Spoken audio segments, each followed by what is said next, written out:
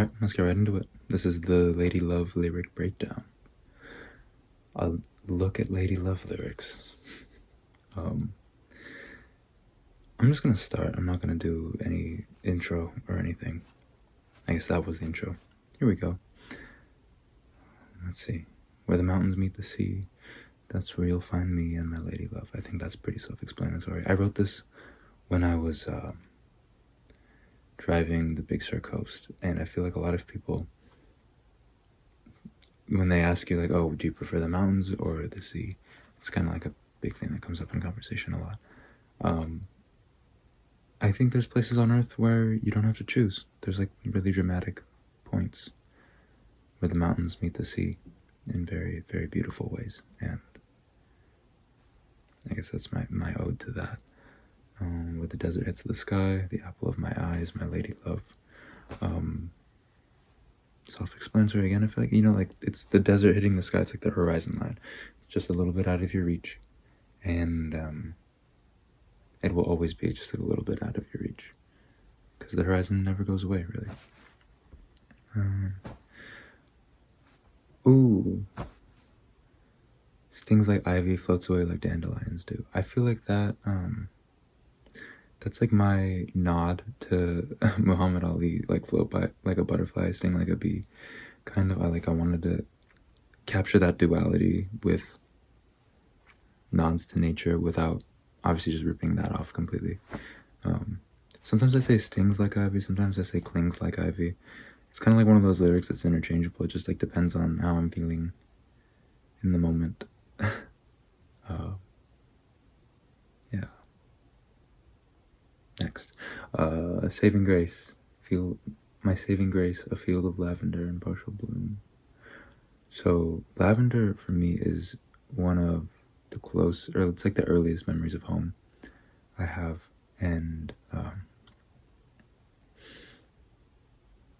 so lavender like represents home to me, and like a field of lavender in partial bloom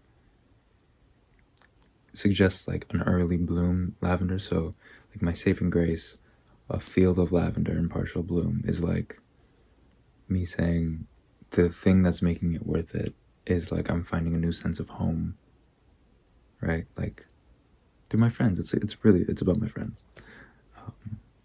Yeah, and then so are you. I get meta really quick. And so are you. Like, so are you, the listener who's listening. Like, you are instrumental in helping me develop this new sense of home that I'm constantly crafting. And yeah. There's that. And then it's kind of like, it's almost like telling the solution before the problem, because I go into the problem that's like these failing ways of lustful discontent. This shattered womb sings a fragile tune. So like lustful discontent, I'm always like reaching, grabbing for something, right? And this shattered womb, I think it's another nod to like just the feeling that I'll never know motherhood. I don't know why that's like such a big, like being a breedable twink is just fucking tough in the modern day, in this day and age. It's really a lot to process psychologically, and I think that's part of this song is part of it. Sings a fragile tune.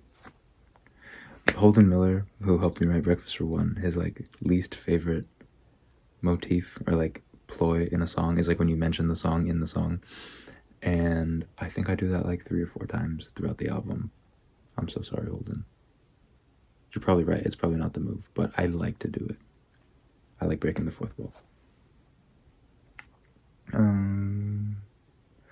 Though the next She's So Pretty and She's So Peculiar How She Moves, and then I do like a little move thing. I like modulate up a whole step to like emphasize the moving part and how it's peculiar. Yeah.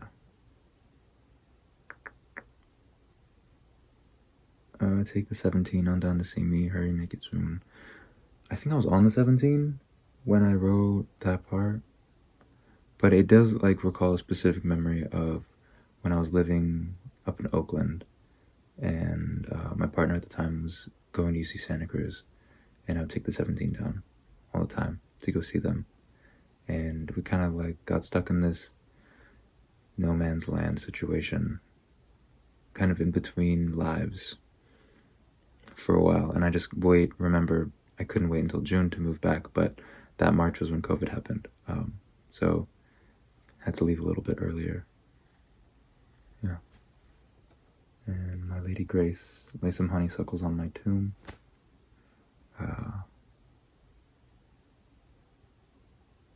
I think it's putting to rest these cycles that I'm talking about. It's really trying to bury them.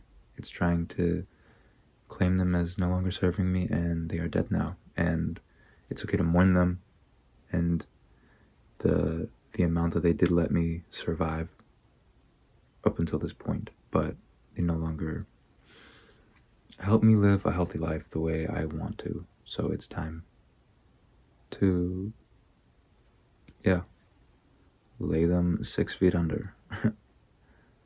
And yeah, another nod to these failing ways of lustful discontent, the shattered womb, sings a fragile tune.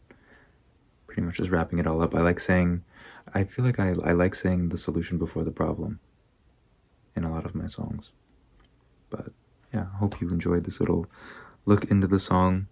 I hope it didn't ruin the mystery. I feel like everything's open to interpretation. This is just what it means to me. If it means something else to you, I'd love to hear about it. Let me know.